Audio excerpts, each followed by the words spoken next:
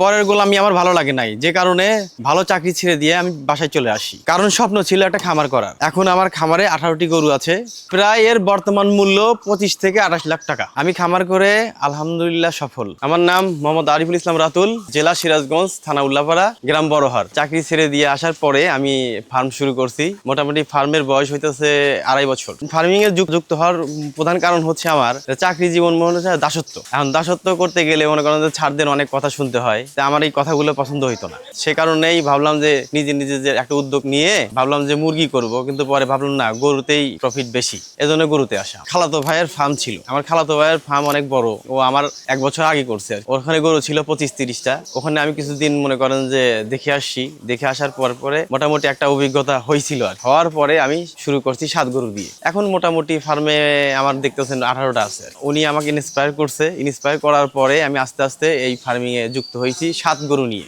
এর আগের কুরবানিতে আপনারা যখন ভিডিও করেছিলেন তখন আমার ওই শেড চলতেছিল হচ্ছে 3 নাম্বার। লাভ লসের যে বিষয়টা আর কি, আমার মনে হয় যে গরু পালনের ক্ষেত্রে একটু লং প্রজেক্ট করলেই বেশি প্রফিট করা সম্ভব, আমার ধারণা। লং প্রজেক্ট মিন এটা বোঝাইছে হচ্ছে মনে করেন যে যদি একটা গরু 3 মাস বা 4 মাস পালন করেন, খুব একটা প্রফিট করা সম্ভব হয় না। কেন যে ওই গরুটা মনে করেন যে 1 মাস মনে করেন যে ওই গরুটা অসুস্থই থাকে, সুস্থ করতে 1-1.5 মাস লেগে যায়। সেক্ষেত্রে যদি গরু 10 মাস বা 9 মাস পালন করা যায়, তাহলে ওইটার থেকে বেশি প্রফিট আসা সম্ভব। এটা আমি উপলব্ধি করলাম হচ্ছে আমার আশেপাশের কয়েকটা ফার্মে আমি ভিজিট করছি, ওদের গরু পালন হচ্ছে 7-8 মাস, মোটামুটি ওরা ভালো প্রফিট করতেছে। এটা কারণ মনে হয় হচ্ছে প্রতিটা ফার্ম বোঝেন বা লোকাল পার্সন বলেন, তারা সব গরু সেল করে দেয় ঈদের মধ্যে। সেল করে দেওয়ার পরে টাকাগুলো হয়তো ঘরে থাকে, অনেকে খরচ করতে চায় না, যে টাকাগুলো তাহলে আটকায় রাখে। তাহলে আটকানোর ক্ষেত্রে তখন ঈদের পর গরু কেনার চাহিদা অনেক মানুষের বেড়ে যায়। সেক্ষেত্রে গরুর প্রাইসটা বেশি থেকে যায়, কমে না। কিন্তু সেক্ষেত্রে তখন মনে করেন যে গরু কিনতে গেলে গরু 5-10 হাজার টাকা বেশি দিয়ে কিনতে হয়, তাহলে প্রফিটের সংখ্যা ওখানে কিন্তু কমে গেল। এটা আমার ধারণা। আমার ফার্মে এখন মোটামুটি শাহিয়াল ব্রিডের কিছু গরু আছে, দেশাল গরু আছে, সবগুলো দেশি গরুই, কিন্তু শাহিয়াল ব্রিডের কিছু গরু আছে। মোটামুটি গরু আছে 18 পিস।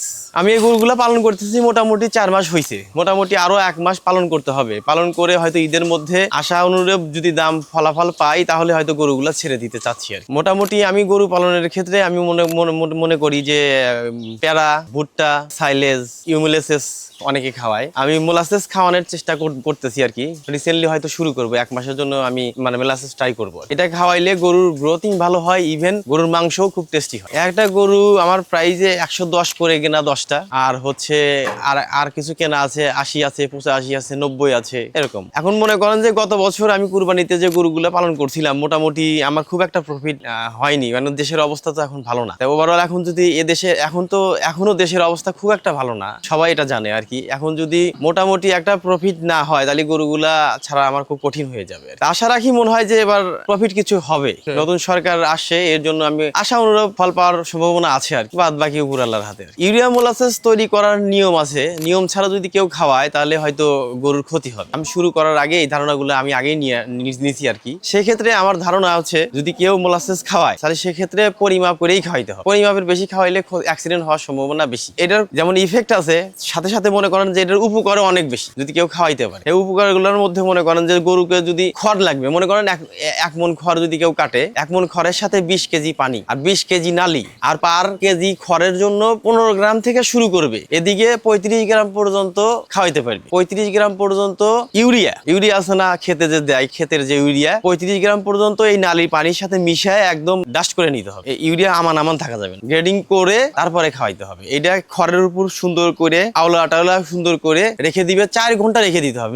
নিম্নে 4 ঘন্টা রাখতে হবে, যদি না পারে নিম্নে 2 ঘন্টা। 2 ঘন্টার আগে খাওয়ানো সম্ভব না। এটাই হচ্ছে খাবার তৈরি করার প্রক্রিয়া। এটা আসলে অনেক আগে থেকেই চলে আসছে। ইউরিয়া মোলাসেস যদি কেউ খাওয়াইতে পারে, এর মাংস অনেক টেস্টি হয়। মানব দেহের জন্য এটা কোনো ক্ষতি নাই, এটার কোনো অপকার নাই, এবং গরুর জন্য এটা ভালো। আমরা মূলত গরু বিক্রি করি হচ্ছে হাটে। যদি কেউ নিতে চায়, তাহলে সেক্ষেত্রে ফার্ম থেকে একদম সরাসরি আমার সাথে কথা বলে দেখে শুনে সে নিতে পারে। প্রথম শর্ত হচ্ছে তার জায়গা থাকতে হবে। একটা ফার্ম যদি 20টা গরুর ফার্ম করে, তাকে আরো 20টা গরুর জায়গা না থাকলে পারে সে এই ফার্ম করা কঠিন। আর সাথে সাথে আরো ক্ষেতের জমি লাগবে, মনে করেন 3-4 বিঘা। ঘাস না খাওয়াইলে গরুকে আপনি প্রফিট করতে পারবেন না। দানাদার শুধু খাওয়াইলেন, দানাদারে প্রচুর কস্টিং, এই কস্টিং করার পর গরুতে লাভ করাটা খুব টাফ। তাহলে সেক্ষেত্রে কস্টিং কমানোর ক্ষেত্রে ঘাসের একটা মানে ঘাসের উপর নির্ভর না করলে হবে না। ঘাস একটা বড় ইফেক্টিকার। ঘাস যদি পরিচর্যা ঠিক মতো করতে পারে, মোটামুটি 20টা গরু পালতে পারে। কিন্তু পরিচর্যা করতে হবে ঘাসের, নিড়ানি ঠিক মতো দিতে হবে, শ্বাস ঠিক মতো দিতে হবে, দিতে পারে, কন্টিনিউ ঘাস পাইতে থাকবে। 6 মাস মেয়াদি বা 3 মাস মেয়াদি কেউ যদি ট্রেনিং নিয়ে এসে